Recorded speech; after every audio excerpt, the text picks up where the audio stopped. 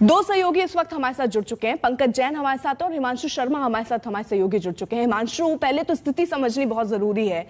जो कदम अभी तक दिल्ली सरकार की तरफ से उठाए गए, क्या उसका असर होता हुआ नजर आ रहा है? क्या कुछ सुधार एयर क्वालिटी पर हुआ, सुधरी थोड़ी सी स्थिति? देखिए, अभी जो एयर क्वालिटी है वो वेरी पुअर में बनी हुई है, वो भी 350 से ऊपर, जो सीवियर की तरफ की ओर बढ़ती है। ये जो तमाम उपाय किए गए हैं ये उतना असर नहीं डाल रहे, इसीलिए कोशिश ये की जा रही है कि अलग अलग तरीके से कैटेगराइज किया जाए कि किस चीज़ों से कितना पोल्यूशन हो रहा है।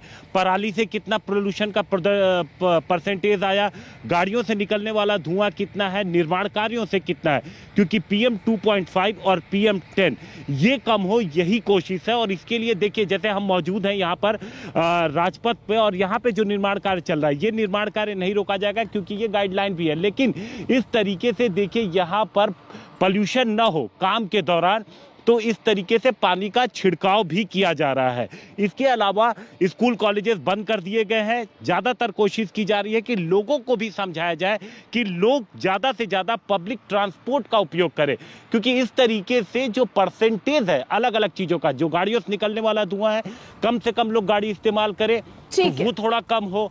इसके अलावा जो हैवी व्हीकल्स थे उनको कम किया गया है, उनको सिर्फ। आप रहिए जरा हिमांशु, पंकज जैन भी हमारे साथ है। पंकज, आप जहां पर हैं वहां पर स्थिति क्या है और दिल्ली सरकार की आगे की प्लानिंग क्या है?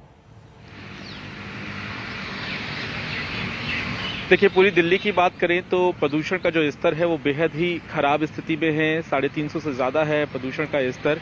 और दिल्ली सरकार का ये मानना है कि वो लॉकडाउन के लिए तैयार है, लेकिन सिर्फ दिल्ली में पाबंदी लगाने से कुछ नहीं होगा, बल्कि आसपास के जो राज्य हैं वहाँ पर भी अगर लॉकडाउन लगता है तो प्रदूषण को कंट्रोल करने में मदद मिलेगी। तो सख्ती सिर्फ दिल्ली ही नहीं बल्कि पड़ोसी राज्यों को भी अपनानी होगी। और साथ ही जैसा कि परिवहन मंत्री से अब से कुछ देर पहले हमने बातचीत की, पेट्रोल पंप पर अब कर्मचारी नजर आएंगे। अगर आपके पास प्रदूषण सर्टिफिकेट नहीं है, आप प्रदूषण फैला रहे हैं, तो ऐसी स्थिति में आपका 10,000 रुपए का चालान कटेगा। इसके अलावा ट्रकों की जो एंट्री होती थी उसको लेकर भी नई गाइडलाइन सामने आ गई है। पहले से ही दिल्ली में ट्रकों की एंट्री को लेकर टाइमलाइन निश्चित कर दी गई थी।